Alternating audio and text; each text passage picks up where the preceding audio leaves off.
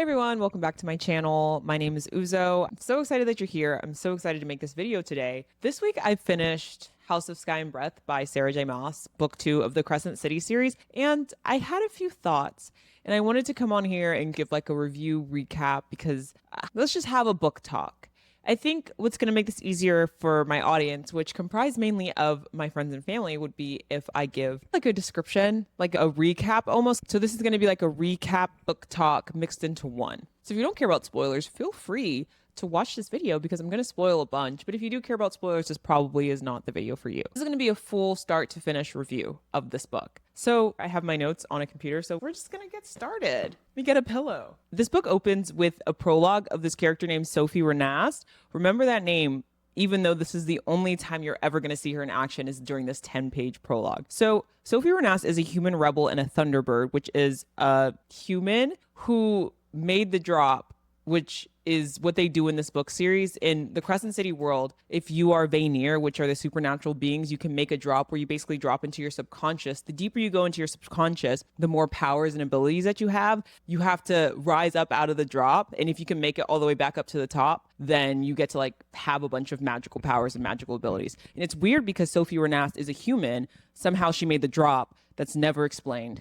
There's a lot of that in this story. It was never explained. But she's rescuing her little brother Emil from a death camp. So in this world, she's rescuing him from a Astari death camp. Sophie, like I said, she has rare lightning and electricity powers. And the rebels, she's working with the rebels and working with the head rebel named Pippa, great name for a rebel, to liberate her brother from the death camp because they think that her brother is also a Thunderbird. She tells them that her brother's a Thunderbird and that he has all these crazy abilities as well. So they're not really working together because they want to work together. They're working together because it's a means to an end between the two of them. Sophie is basically using Pippa because she needs the rebel military's help to get her brother out of the camp. And Sophie tells Pippa that she knows something about the Astari that is game-changing, war-ending. This is a really important piece of information. If they liberate her brother from the camp, then she'll tell her this. So she's using this as leverage so that they can get her brother back. So she escapes with her brother from the camp with several children with the help of Agent Silverbow. But this lady named the Hind catches them, and she is evil. She's really evil, really vicious, really violent. And she tries to force the secret information out of Sophie, but she can't. So the Hind shackles these iron weights to Sophie's feet and throws her into the water and drowns her. This is one of my problems with the book, is that it does a lot of telling and not showing. This is a digression into my opinion. It does a lot of telling and not a lot of showing. This is the only time in the book where someone who's described as super scary and super evil actually does something scary and evil. This is the only moment where that happens, when the Hind actually drowns Sophie Renast.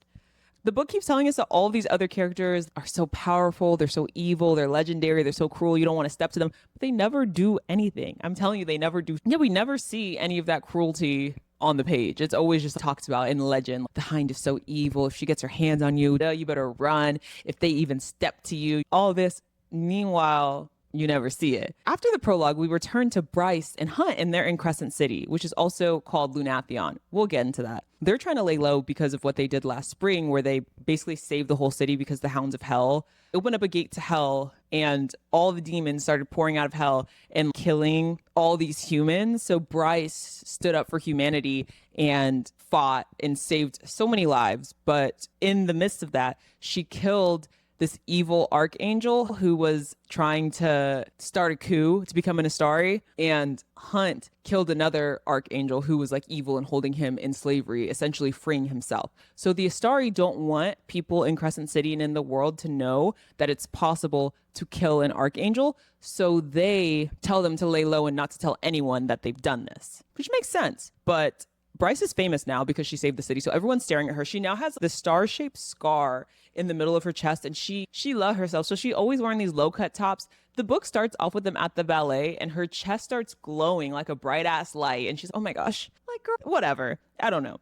So she and Hunt, Bryce and Hunt, are waiting until the winter solstice to decide to be together and consummate their relationship because Bryce feels survivor's guilt because of what happened in the spring, which actually makes sense to me. A lot of people really did not like that. I don't really like Bryce and Hunt as a couple. I think they're pretty boring, but I do like how the Survivor's Guide was written in this, at least for the first 20 pages, because I feel like it was forgotten about as we got deeper into the book. But I liked how it was played for the first few pages. That was a good touch. This is where my first big issue with the book starts that I touched on earlier. Hunt is supposed to be the Umbra Mortis. They keep saying Umbra Mortis this, Umbra Mortis that. He steeled his face and he was the Umbra Mortis. Like, all this, all that. This feared angel of death. And I'm sorry, when does he ever do anything that justifies that name? They keep talking about it. They talk about it so much in this book, especially. He never does anything during the entire book that would justify him having that nickname. He gets his ass handed to him time and time again in this story. Umbra Mortis what? Umbra Mortis where? His light, he's literally Starlight from The Boys, where you agitate him or something, and instead of actually fighting, he just glows for a little bit. Lightning starts buzzing around him. Lightning's always buzzing on his forehead in this book. And Hunt, sit down. You're not going to do anything. He never does anything.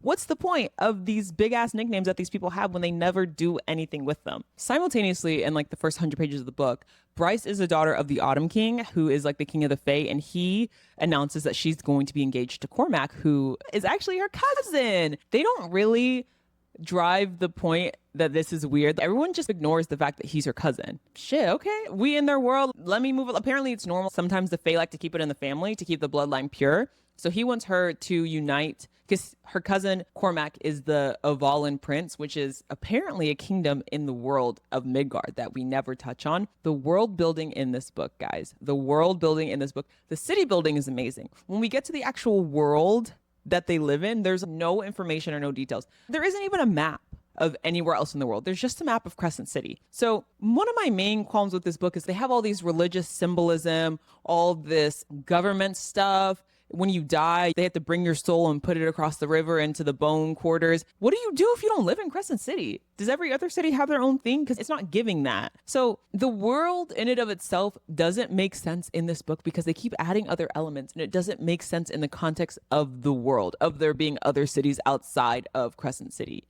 Unless the world is so tiny and so small, it just doesn't make sense, especially because this book is loosely based off of Zootopia. And in Zootopia, the kind of vision that I had in my mind was like, there are other places in the world of Zootopia where people live, I don't want to say segregated, but they live in homogenous societies, right? Yeah, you're a giraffe and you move to Zootopia from Giraffe Land because you want to enjoy the splendor and all the opportunities that come from living in a city. This kind of portrays that, except it never goes deeper into like, where are their homelands? Why do they all live in the same place? Why wouldn't they spread out a little bit? Like, why are there suburbs and stuff? Do these people, that's the part that doesn't make sense to me. Like, cities have suburbs. I didn't get that.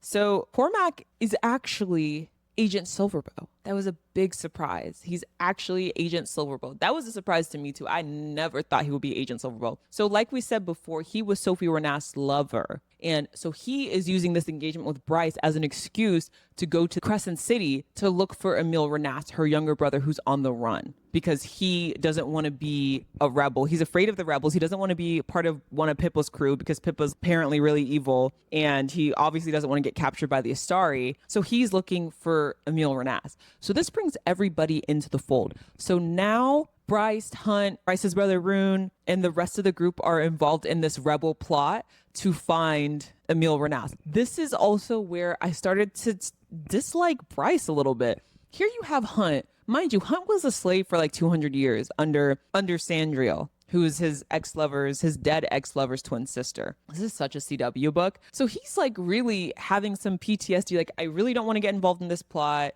You have no idea what they did. They sawed off his wings, bro. He is not trying to get involved in this. And Bryce is just like, I'm gonna get involved. I'm gonna get involved. He's literally terrified. I was like getting sad reading those parts about like how scared he was. He was really scared. And she did not gap. So Therion, who's this mermaid man, he's ordered by the River Queen to find Emil Renast because the River Queen, everyone believes that Emil is a Thunderbird as well as his sister. His sister was a Thunderbird. It makes sense that he would be a Thunderbird too. And they want to find Sophie because they go to the bottom of the ocean where she should be dead and the shackles are empty. So they're like, oh my gosh, maybe Sophie's alive. So they want to find the both of them. So while investigating Sophie, he finds out through her emails that Sophie had been secretly communicating with Danica. Danica is dead best friend who was murdered during the attacks that opened up book one. And they've been talking about something called Dust Truth and Project Thur. And here we go again, bro. Whenever I read this, I was like, here we go again. Dan is the most engaging character. Dan is dead. Somehow she's the most active character in this universe. I don't know if you guys watched Pretty Little Liars, but Danica is literally I don't know how she got up to all this stuff without anyone in her life noticing, but somehow she did. Somehow she did. We just got to let her have it. Anytime Sarah J. Maas needs something in this book to happen, she just pulls Danica and makes her do it before she died. How did she manage to do all this stuff? Danica apparently did it. Anytime Sarah J. Maas needs something to happen, Danica apparently did it before the book even started. Danica was researching First Light. Danica knew about shifters. Danica even knew about the Astari room that we're going to get to at the end. But Danica had all of her research hidden, all of her college papers and like all of her research she was doing about the Astari, it was hidden inside of Bryce's coffee table. So Danica was also a bloodhound. She also didn't tell Bryce that. And Danica is also, her father is Mordok, who's like the super evil werewolf shifter. She also didn't tell Bryce that. And we'll get to it. It starts to feel like Pretty Little Liars at some point. And this is when I like Sarah J. Maas. I like this book. I'm going to talk a lot of trash about it, but like, I think it's enjoyable at times. And when it's good, it's good. And when it's boring, it's just boring. I just think it's way too long for no reason. And there's a lot of stuff that just doesn't need to be in this book and doesn't add anything. And I think that sometimes the characters are really boring and caricature-like, but I think when I think of it like a network TV show, it makes it very entertaining. The Danica thing also really connects to one of my biggest gripes with this series in general, is that every time something interesting happens or a really important piece of plot happens, it happens off book. It happens off the page. How does that even make sense? We're in these people's minds. This is a multiple point of view book. How does it make sense that Bryce, who's the main character, mind you, has done something and she doesn't tell me I'm in your brain? That doesn't make any sense. Like, all of these super important negotiations, they happen off book. I'm like, could you not figure out how to make this happen in real life? If you don't know, it's almost like you're writing something and you're like, insert something funny. That's what it's like. Instead of actually like writing down something funny or like coming up with a complicated solution to a complicated problem, she just writes that she had talked to her and figured it out. When? How? It just is revealed that she went there when we were in someone else's point of view and negotiated and got them to do what she wanted them to do. It doesn't make any sense. The book also, I think, relies too much off of off-book and off-page relationships. The reason why you care about like Percy Jackson and Annabeth is because you've watched their relationship progress throughout the book. I don't care about Fury and I don't care about Juniper. They are not, I'm sorry, you can say what you want. Those are not Bryce's friends. You can tell us that they're Bryce's friends, but you've never shown us that they're Bryce's friends. Danica, that's not Bryce's friend. You've never shown me why they're friends. At this point, I don't even care about Danica because she seems like a pretty shit friend because she never told Bryce anything. And she had a horn. She had literally a priceless artifact tattooed into her best friend's back and didn't tell her even one iota of information that was incredibly important to her survival. I don't think that she was ever this great friend. Yeah, Bryce, Danica, Fury, Juniper, they're all apparently in this really loving, close-knit friendship. We never see that. To me, those girls are not friends at all. Fury especially. Never once in the entire book do I understand why these two people would ever be friends. Doesn't make any sense. We're just constantly told that they love each other, that they're so close, that they matter to each other, that they would do anything to protect each other. They never actually do, though. You're just saying it. You're never actually showing me that. Yeah, this is what I was like Bryce. Same thing with Bryce's big moves. So many of her smartest decisions happen off page. The Emil thing is like the biggest example of this, right? So Emil Renas is missing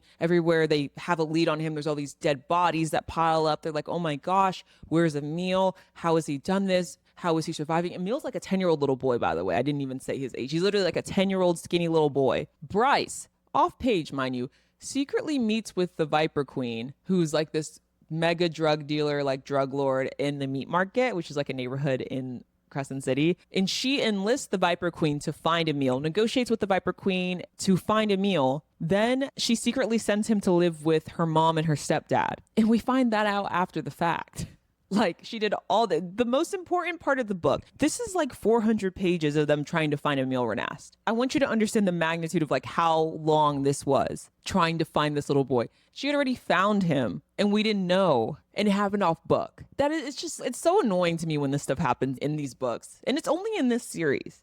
At least I remember that she does this. I'm like, your best ideas happen off page. Are your characters smarter than you? That's just like what it gives to me. Like your characters have better ideas than you do. And you're just like, they gonna have to figure out how to do it because I can't figure out how they're gonna do it themselves. The book loves revealing that Bryce is 10 steps ahead, but it doesn't actually take the time to figure out what those 10 steps are. We never actually watch her make these decisions. So then after this whole Emil Renast mystery is solved, the question becomes, what were Sophie and Danica working on? What did they discover? So Bryce and Hunt go to the Bone Quarter, and there they learn that, so like in their society, in their culture, when you die, your soul lives in the Bone Quarter and you live there in paradise for eternity. It's basically like their idea of heaven. Turns out that's all fake, and that after a few hundred years pass, they basically squeeze the last drops of your magic out of your soul, and then your soul is vanished into like oblivion, like you don't exist anymore. So all the spirits of all her dead friends, all her dead relatives are in the Bone Quarter, like living it up, turning it up, like just having, I don't know, like they're just living. But that's all a lie, and that like in 100 years or whatever, they're gonna be destroyed for their second light, which is what the last drops of your energy are called. It's called second light in this book, and it contains a lot of power. So whenever you make the drop, you have something that's called first light, and you have to donate a few drops of your first light to the city, and that's how they power everything. That's how everything in the city is powered, is through donated first light, through people making the drop. So in the end of the book, it's revealed that the Astari, who are this council of 6 godlike beings who rule over Midgard, which is the planet that Crescent City is on, and they strongly crush rebellion. This is another example of they tell you all this stuff, but they never actually show you. They be telling you the Astari are brutal rulers. The Astari kill everything in their path. The Astari know what you're thinking before you can even say it. The Astari look at you like they can see through you. The Astari are these, they have so much power. They have the power of a star inside of each of them, and they can level an entire battlefield in just one glance. In just one extension of the hand, they can just destroy thousands of soldiers. Where we never see it. We never see it. In fact, in my opinion, they be merciful in this book. They don't do half that, like, whatever. But I think the concept of the Astari as the villains becomes super interesting because it's revealed that, this is so interesting to me. This was the best part of the book, in my opinion. It's revealed that the Astari are actually alien conquerors, and they're stealing the first light and the second light that people donate to the city, and they use it as power. That's how they're so powerful, because they have all these people's first and second lights powering them, powering their body. That's the secret. That's the secret that Sophie Renast knew, and that Danica knew, and that's why they were both killed, because they didn't want that information coming out to anyone, because it would be really bad news. But yeah, the actual, like I said, the actual Astari are such a letdown. They don't do anything.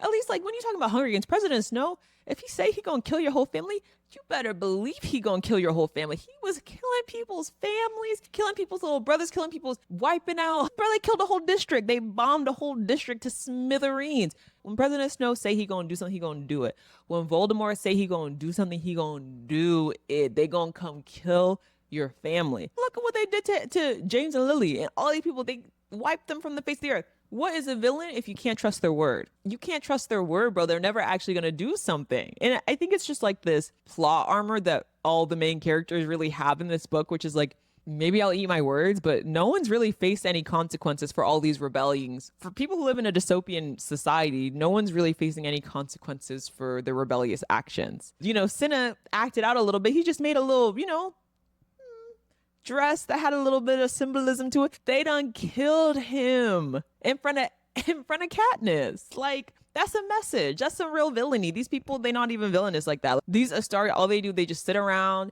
they monologue, they threaten people, and they let everyone run around doing their little rebellious side quests, and they don't do shit about it. The idea of them is amazing. Maybe we'll see more in book 3, but right now they're just all bark, no bite. So the Astari are also working on something called mech suits. So these are like, I imagine them as like the suits in Avatar that like the humans wear, and they have the guns and knives on them, and like they make them as tall as avatars, and it gives them a level playing field to fight. So the humans have these mech suits that have enabled them to be at a level playing field with Vaynir. But the Astari have been working on a new enhanced mech suit that uses First Light and sucks First Light in from the ground and connects it to the city. That way they have unlimited powers. Like they never have to charge, they never have to reload, never have to do anything, and it would obliterate the human rebellion forces. So when Pippa finds out, Pippa, who's the rebellion leader, Pippa Spetstos, when she finds out that these suits exist, she's, oh my gosh, this is amazing. We can replicate this. And with the power of First Light, we'll finally be on a level playing field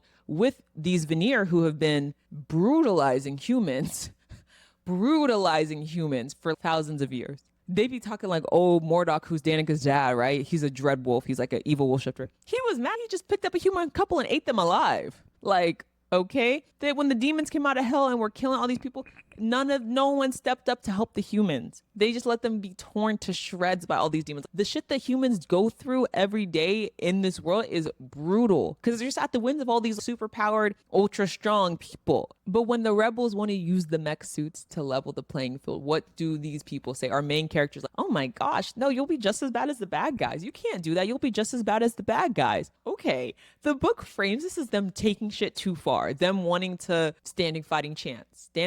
Mind you, everyone who's telling them that this shit is too far is Vanir. I'm tired of this, like, she's half human, half fae. She's literally the most powerful fae that's ever walked the earth, and she's trying to act like she understands where they're coming from. You don't. You've known you'd have First Light power since the first book. You don't understand where they're coming from. Your own mother was abused by your fae father, bro. And you think that you understand what these people are talking about. You don't. Mind you, she's a princess. Her brother's a prince. Tharion's a mermaid. This guy is an angel. You guys are all these ultra powerful people. And you're like, I think it's too far if you guys have the same power that we have. Yeah, I think that'd be too far. If you had the same power that I had, I think that's just you taking it too far. I don't know. It was elementary school level justice for me. That was like, whatever, guys, whatever. The humans are getting leveled. Like, literally obliterated. God forbid they have the same technology as you. God forbid they have the same technology as you, right? Hunt says, literally Hunt is like, no one should have this technology. These are death machines. Humans should not have this technology. What is your lightning? Can you answer that for me? What is your lightning? What's your Vanir magic? Rune can go into people's minds and speak to them through his mind, and he has super strength. And this other guy can control water, and Bryce can blind you by just extending her hand at you. But these are killing machines. All right. To me, in this book, it's like the violence is only condemned whenever the humans have access to it. Mind you, Bryce and these other people use human beings as collateral damage, and they think that these big rebels, these big moral paragons, they think they're standing up for justice. They think they're standing up for what's right. Bryce, when she was sending the Viper Queen on the mission to go find a meal, they were using humans as cannon fodder. They were using human beings as cannon fodder to find that boy. They were killing people to find that little boy. And she was like, yeah, it's sad, but that's just what we have to do. Talking about killing machine, you guys blew up the whole plan. You guys blew up the whole rebel formation. You want to talk about killing people? You're the murderer. So I think that this is when I realized that I was reading from the point of view of the oppressors. Like, these are not the good guys. They think that they are, but they're really not. This is just another example of like, both sides are equally bad. Both sides are equally bad. You can come to my house and just blow my house up to shreds, but if I do the same, then we're just equally bad.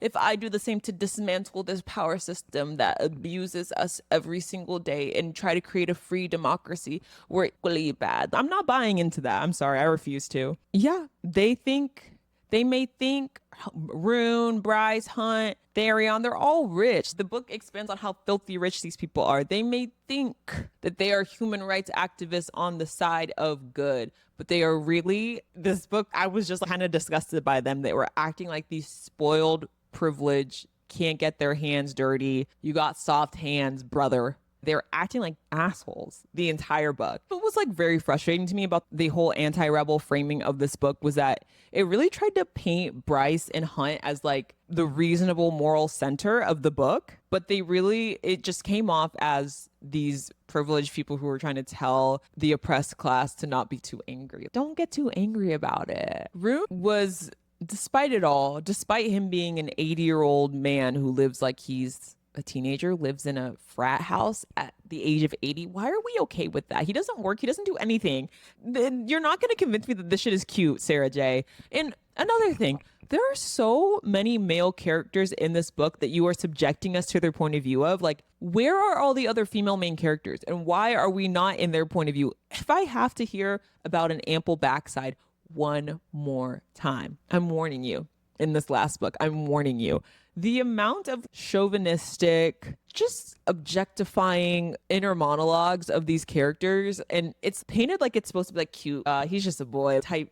It's not. It was just obnoxious. Their inner monologues of most of these characters were just so freaking obnoxious. There's this scene where they go to meet this astronomer who has these enslaved mystics who are people who can see through realms. And he has them in like these capsules where they have feeding tubes and like air tubes to give them air and feeding tubes so they can eat, and has them in a tank of water like they're 11 from Stranger Things.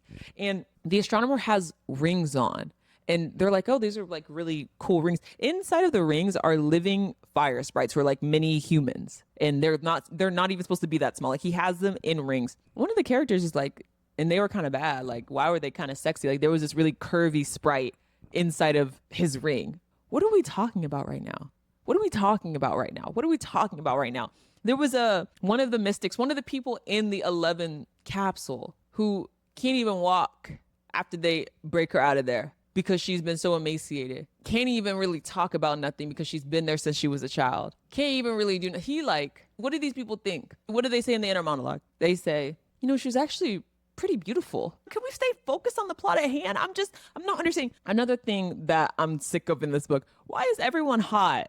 That's the part that is just bothering me so much. If everyone's hot, no one's hot. Everyone in this book is hot. Celestine, she's like, she's bad. Okay. Everyone's bad. If everyone's bad, who's not bad? If everyone's bad, wouldn't no one be bad? I don't understand. Everybody, it's literally just a CW show. I don't know how else to describe it. Every single person's hot, from the lowest of the low to the highest of the high. They gonna kill you in Crescent City. They call you. That's what the first light is. They haven't talked about third light, and that's the light of all the people that they slaughter because they're not sexy enough. Don't come to Crescent City if you're not bad, bro. They gonna kick you out. So yeah, the book ends with them somehow breaking into the Astari Palace. These are supposed to be these all-seeing, whatever.